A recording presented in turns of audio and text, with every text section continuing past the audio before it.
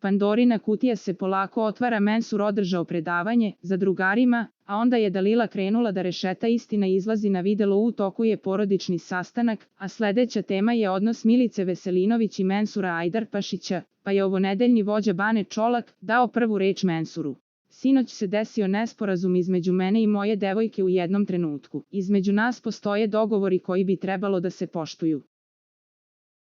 Ona očekuje da ispoštujem neke stvari, isto tako i ja očekujem od nje, rekao je Mensur, pa je nastavio, ona se sinoć našla sa ljudima koji joj ne žele dobro. Niko neće imati pristup našem odnosu, ako su neprijatelji tog odnosa.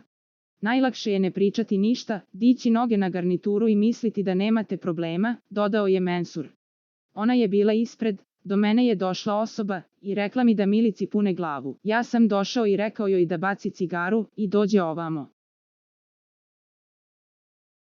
Znam ja o čemu se tu pričalo, mi smo između nas to rešili, rekao je Mensur, pa je dodao, Milica isto tako zna da ako se nađe u nekoj situaciji u kojoj misli da ne treba da bude, mislim ja ne krivim nju, treba da ode. Ja sam joj skrenuo pažnju samo. Stajala je u društvu svih neprijatelja osim Sandre Rešić.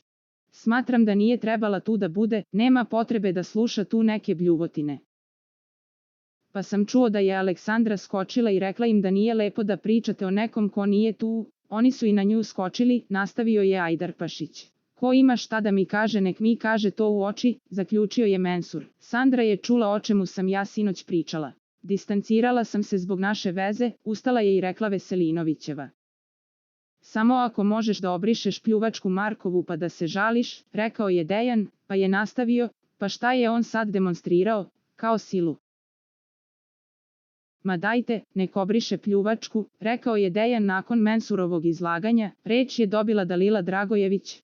Prvo moram da ti kažem Dino, ne da si me iznenadio nego sam se šokirala tvojim izjavama. Ja sam te upoznala ovde, a iz spolja znam da si fin i kulturan. Mene ne zanima u privatnom životu ko je Olga. Tvoje izražavanje, tebe treba da je sramota, rekla je Dalila, pa je nastavila, ti šta imaš s njim rešite. Manite se mene i pominjanja mog imena, ne zanima me vaša rasprava, rekla je Dalila Dejanu. Mensur se vodi pirčom da se to nije desilo između njega i Marijane, ali smo dobili saznanje na radiju. Došla je do mene priča da si bila sa Krletom i Banetom Čolakom, rekla je Dalila, pa se Marijana ubacila, Gagi je demantovao tu priču sa Banetom u studiju, a Krle je moj porodični drugar, rekla je Zonjićeva. Pre ulaska, meni je Krle pokazivao slike. Oni su se dogovorili da ćute za te slike, jer Marijana ima njegove neke slike, a Krle ima njene, rekla je Mija.